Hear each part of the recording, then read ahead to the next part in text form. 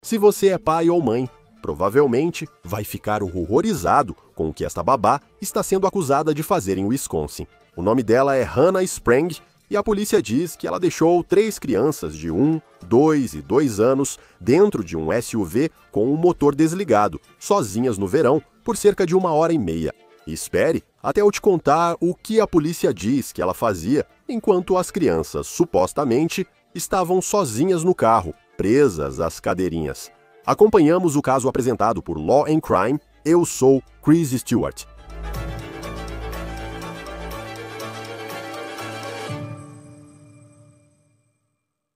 Algumas das histórias mais difíceis que cobrimos acontecem nos meses de verão, e são aquelas em que ouvimos falar de crianças sendo deixadas sozinhas em veículos. E, em alguns casos, é porque um dos pais ou uma babá, de alguma forma, esquece que uma criança está no banco de trás do carro. Frequentemente, ouvimos essas histórias tomarem um rumo trágico, com a criança perdendo a vida. Felizmente, na história de hoje, essas crianças parecem estar bem. As idades deles, porém, pense em como essas crianças são jovens enquanto eu conto os detalhes dessa história. É inacreditável. 2, 2 e 1. Mas, segundo a polícia, o que essa babá é acusada de ter feito não teria sido um acidente. Hannah Sprang, 23 anos, faz uma aparição no tribunal por Zoom em Manitowoc, Wisconsin. Foto dela na Fox 11 News em Wisconsin. Ela responde por 3 acusações de crime grave por negligência infantil, após um incidente em um estacionamento de shopping em 18 de julho, no verão, em Manitowoc. Fica às margens do Lago Michigan, a cerca de 1h20 ao norte de Milwaukee. Não se sabe quem são as crianças achadas no carro, nem suas idades. A polícia não divulgará suas identidades. Então, neste momento, não sabemos o que os pais têm a dizer sobre o que Sprang é acusado de ter feito com seus filhos. Sprang parecia uma babá adequada nas redes sociais, segundo publicação de fevereiro de 2023. Então, há alguns anos, quando ela tinha apenas 21 anos, ela anunciou uma creche em casa para os meses de verão. Ela faz questão de dizer aos pais que é certificada em reanimação cardiopulmonar e primeiros socorros. Ela tem filhos próprios. Ela trabalhou em uma Young Men's Christian Association. Ela afirma que sua casa tem câmeras para vigiar as crianças e um quintal para elas correrem. É verão. Ela levará os filhos ao cinema, ao parque e para tomar sorvete. Parece ótimo. E também, quando você vê quanto ela cobra, é só $5 por hora. O que, se você é pai e paga por creche, parece o negócio do século. Ela ainda oferece refeições a eles. Por isso, parece bom demais para ser verdade. A polícia de Manitowoc foi chamada a um estacionamento de um centro comercial em 18 de julho porque alguém percebeu que havia um SUV, o motor estava desligado e havia uma criança dentro do carro. E eles testemunharam que a criança ficou dentro do veículo por mais de 1 hora. A polícia disse que quando chegaram lá, o policial descobriu que, na verdade, havia 3 crianças dentro daquele SUV preto. As idades deles, mais uma vez, 2, 2 e apenas 1 ano de idade. 2 ainda são crianças pequenas e 1 acabou de sair da fase de bebê. O policial verificou em nome de quem o veículo estava registrado e apareceu o nome, Hannah Sprang.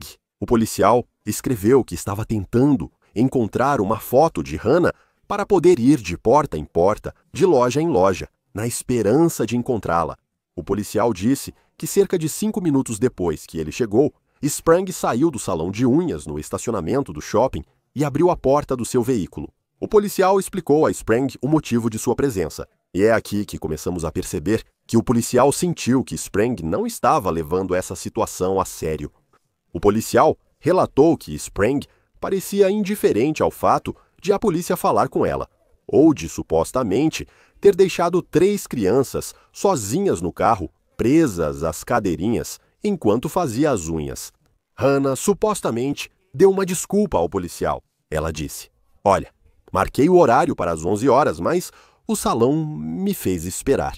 Ela disse que entrou, mas que saía para checar as crianças durante o horário marcado. E essa declaração se torna um grande sinal de alerta conforme essa história continua. E antes de entrar nessa parte, deixe-me descrever para você o que o policial disse que viu dentro desse SUV quando Sprague abriu a porta. As 3 crianças de 1 e 2 anos estavam presas nas cadeirinhas. Agora, a polícia disse que Sprague aparentemente deixou um tablet ligado para que as crianças pudessem assistir a algo enquanto ela estava dentro fazendo as unhas. Uma criança estava voltada para frente. Ao lado dela, havia outra criança voltada para trás. Nesse SUV, havia uma terceira fileira, onde ficou a terceira criança. O motor estava desligado. Isso foi em 18 de julho, pleno verão. Mesmo em Wisconsin, faz calor nessa época. Com muita frequência, ouvimos histórias de crianças morrendo no calor do verão quando são deixadas dentro de um carro. Segundo a polícia, fazia cerca de 20 graus Celsius naquele dia, o que não é muito quente. Usando um termômetro dentro do veículo, a temperatura registrada foi de 27,3 graus Celsius. Ao ouvir esse número, você pensa principalmente na criança de 1 ano, e isso pode ser bem desconfortável. Agora, a polícia diz que as crianças não pareciam estar em sofrimento físico, mas aquelas crianças estavam chorando. Isso provavelmente ocorreu porque ficaram sozinhas por cerca de 1h30, presas nas cadeirinhas do SUV, sem adultos por perto, todas ainda na primeira infância. O policial relatou que solicitou a Sprague os dados das 3 crianças e os telefones dos pais. O policial relatou que Hannah não colaborou muito e deu informações de forma intermitente. No entanto, ela sentiu a necessidade de mandar mensagens e ligar para cada pai antes que eu tivesse a chance de falar com eles. Enquanto Hannah avisava os pais para buscarem seus filhos, a polícia resolveu checar se ela realmente verificou as crianças várias vezes durante o horário no salão de unhas. Então eles pegaram as imagens das câmeras de segurança daquele salão de unhas. Agora, de acordo com a polícia, esse vídeo mostra Hannah chegando às 10h49 da manhã e o relatório policial diz que ela estava, abre aspas, na cadeira. Então isso parece indicar que ela realmente chegou mais cedo para o compromisso das 11 horas. Ela marcou o compromisso e, em vez de esperar o horário, já estava na cadeira fazendo as unhas. Além disso, só 1 hora depois que ela chegou, é que ela saiu para verificar o SUV e ver as crianças. Ela não verificava regularmente durante o compromisso, diferente do que disse ao policial. Ela então voltou para dentro do salão de unhas às 11h49 e só saiu novamente quando a polícia chegou, às 12h17.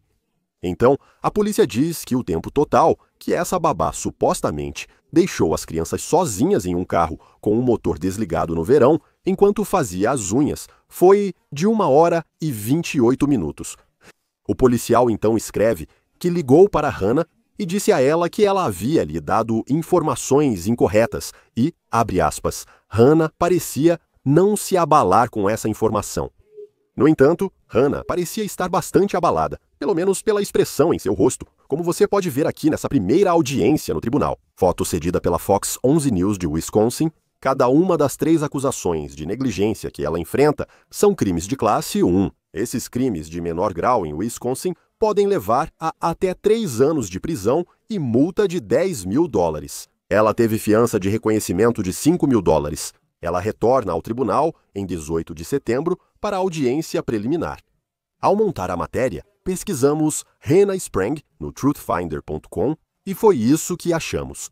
Parece que ela tem algumas ocorrências relacionadas a processos judiciais desde 2020, incluindo este caso de 2021, em que ela se declarou culpada por operar um veículo motorizado sem comprovação de seguro. Há algumas outras infrações de trânsito que vimos nesta seção do perfil dela no Truthfinder e que conseguimos confirmar consultando os registros judiciais online de Wisconsin.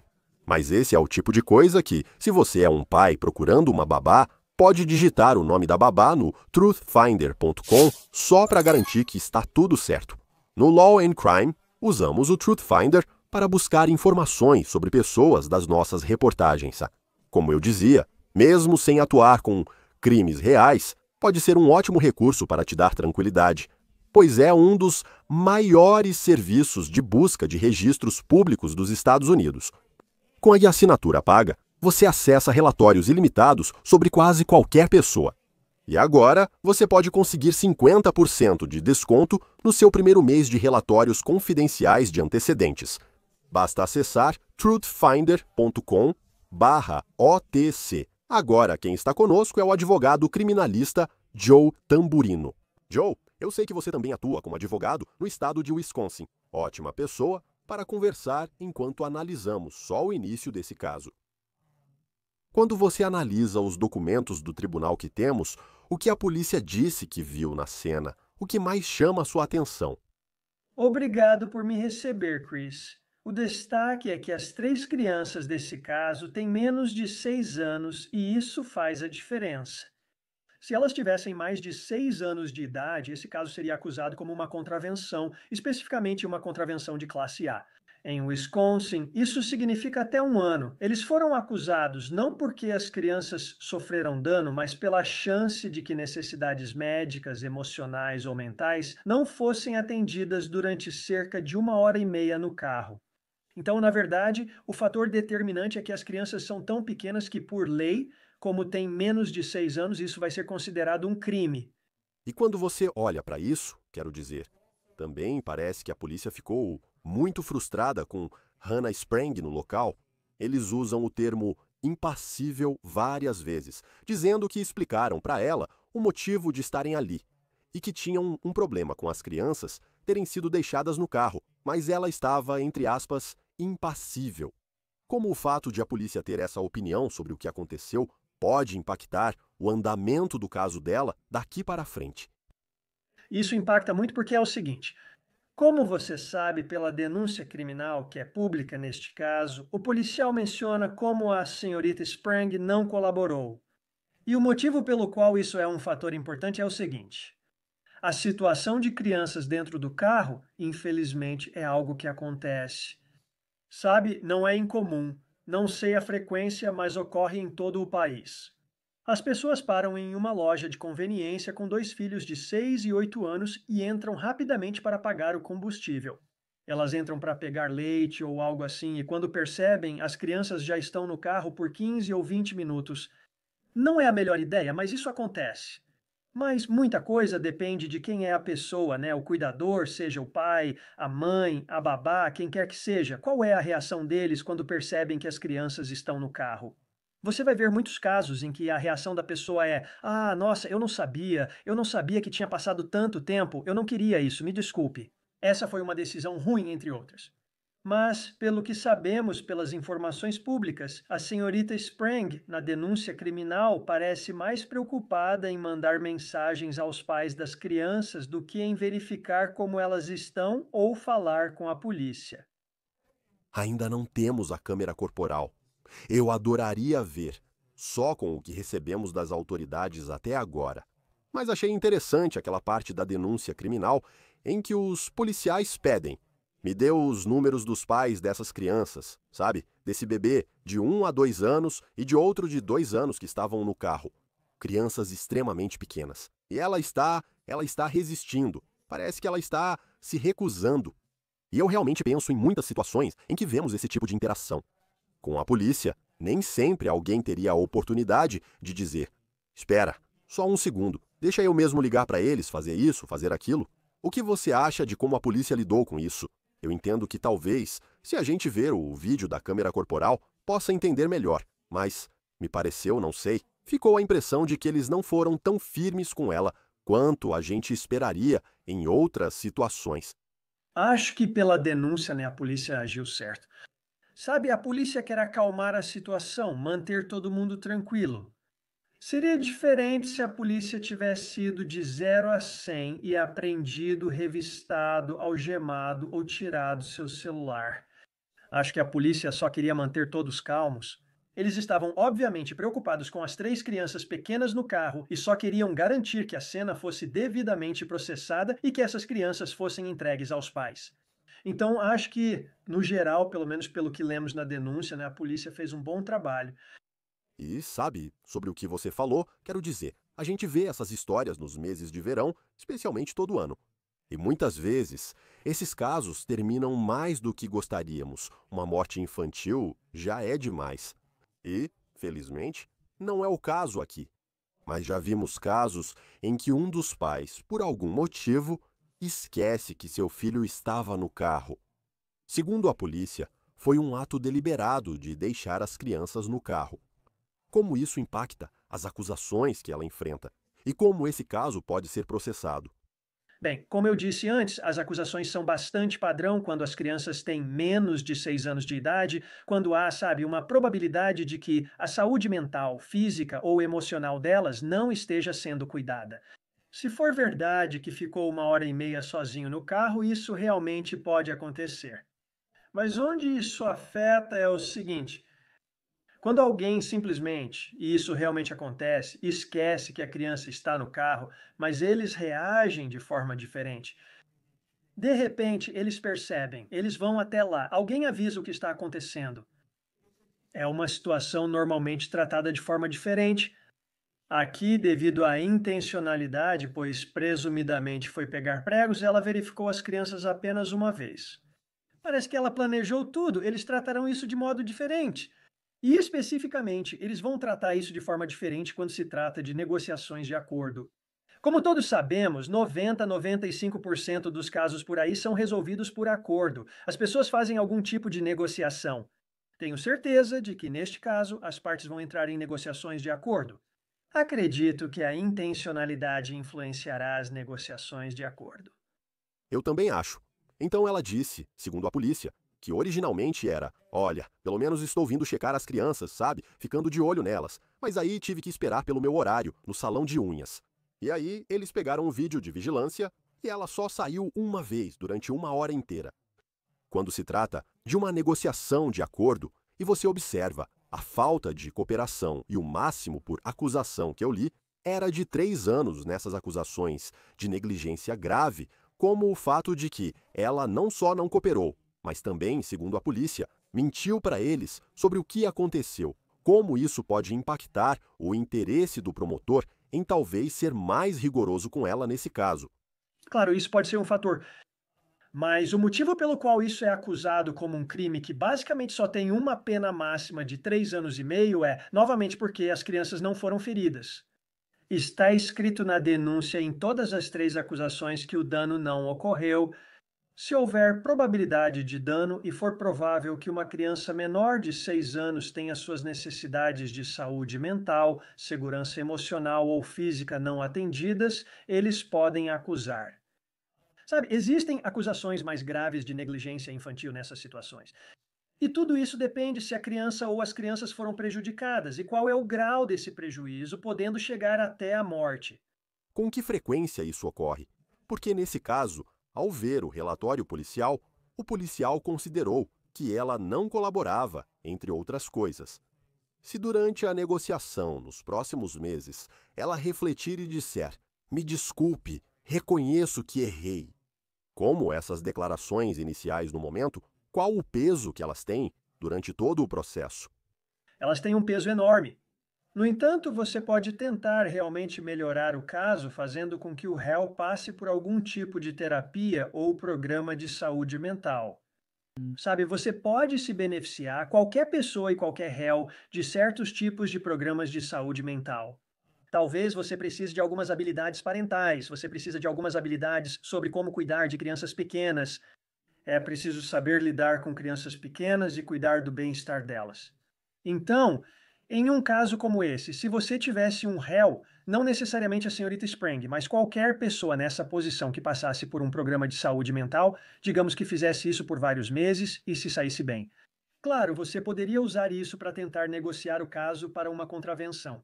Você poderia tentar mostrar ao promotor, assim como ao juiz, que, embora ela tenha cometido um grande erro inicialmente, ela reconhece o perigo de suas ações e ela fez. Ela se aprimorou para evitar que isso ocorra novamente. Ela acabou de ter essa primeira audiência no tribunal. Em Wisconsin, ela terá em seguida uma audiência preliminar. Como isso funciona? Em que ponto estamos no processo entre a prisão dela, aquela primeira audiência no tribunal e, eventualmente, você sabe, ela vai fazer um acordo ou então ir a julgamento? Bem, a primeira audiência é exatamente isso. É bem simples. Às vezes há definição de fiança, às vezes não. Depois você participa de uma audiência preliminar para definir a causa provável. Então, um réu em Wisconsin pode exigir que o Estado prove causa provável em registro. Como isso é feito? Normalmente, o promotor simplesmente chama o principal policial do caso e pede para ele ou ela testemunhar sobre, você sabe, o que perceberam, o que vivenciaram e por que a pessoa foi presa. Muitas audiências preliminares são dispensadas, ou seja, elas são marcadas, mas quando chega a hora, o réu as dispensa. Por quê? Pois muitas vezes a denúncia já mostra causa provável suficiente. No entanto, qualquer réu tem o direito de ter essa audiência contestada.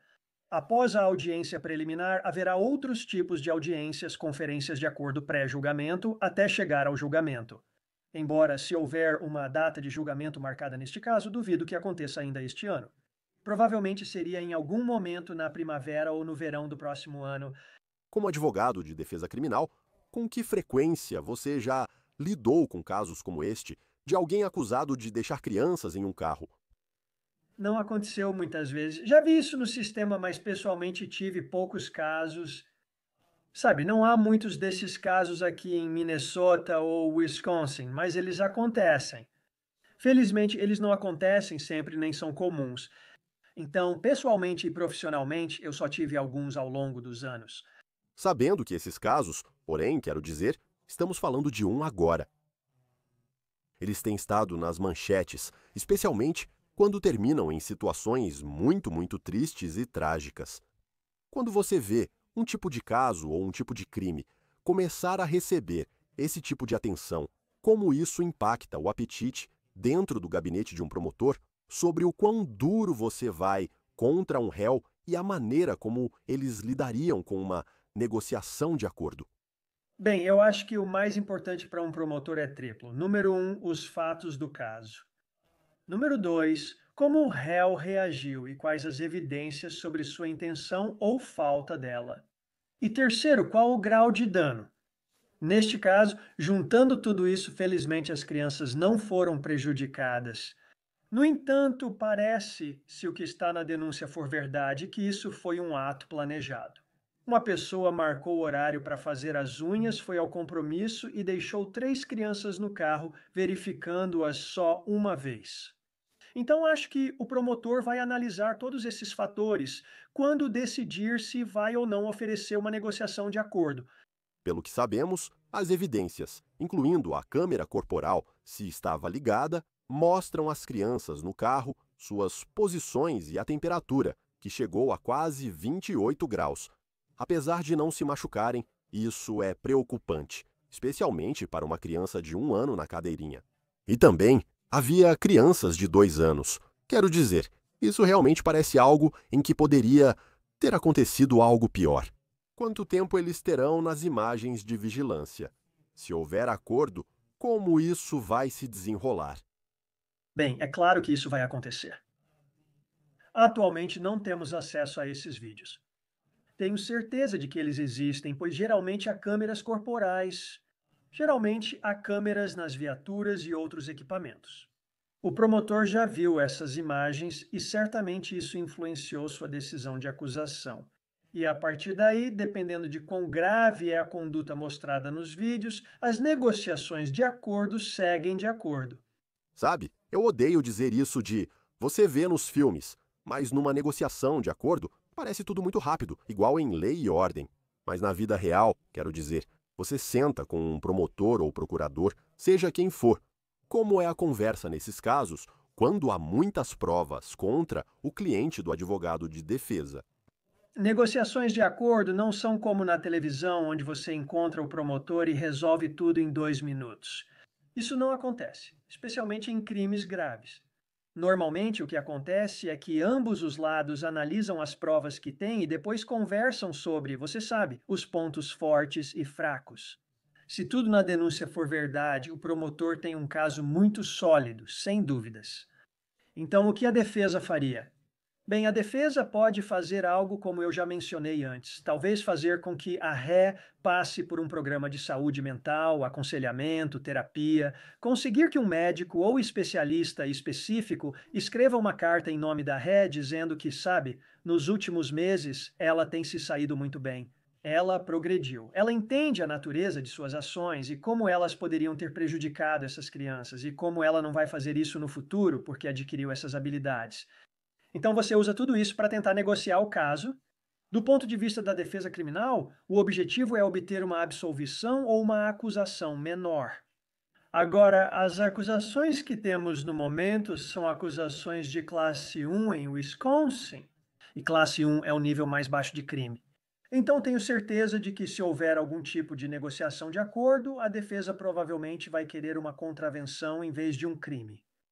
E então, para você, como advogado de defesa, quando lê o relato policial do que aconteceu, e se ela fosse sua cliente, e eu penso nos momentos em que ela parece não se abalar, o modo como ela lida com o telefone, o vídeo de vigilância. Acho que qual seria o seu conselho para um cliente, se você tivesse um cliente nessa situação, sobre como ele deveria lidar com algo assim? Neste estágio, ainda é cedo porque você não tem as provas. Em Wisconsin, a defesa não recebe tudo o que é chamado de descoberta até depois de uma audiência preliminar. Audiência. Então, seria incomum se você realmente tentasse resolver esse caso neste momento sem ter visto as provas. Como advogado de defesa, é preciso fazer sua diligência. Você vai querer analisar todas as câmeras corporais, das viaturas, depoimentos e a da loja. Você vai querer analisar as evidências médicas, ou seja, essas crianças foram examinadas por um médico. E se sim, o médico forneceu atestado de saúde, você quer ver onde o carro estava estacionado, porque há diferença entre um carro muito perto da loja e um que talvez esteja mais longe. Vagas ou estacionamentos de distância. Então, todos esses fatores vão importar. Então, você não vai resolver o caso agora, mas quer analisar as evidências. Joe Tamburino, advogado criminal. Obrigado por estar conosco no Law and Crime e pela ótima análise. Agradecemos. Obrigado por me receberem. Mais uma vez, Hannah Sprang deve voltar ao tribunal em 18 de setembro para uma audiência preliminar. Isso é tudo para o caso apresentado pela Law and Crime. Inscreva-se no nosso canal, no YouTube e no Spotify. Eu sou o Chris Stewart. Nos vemos na próxima vez.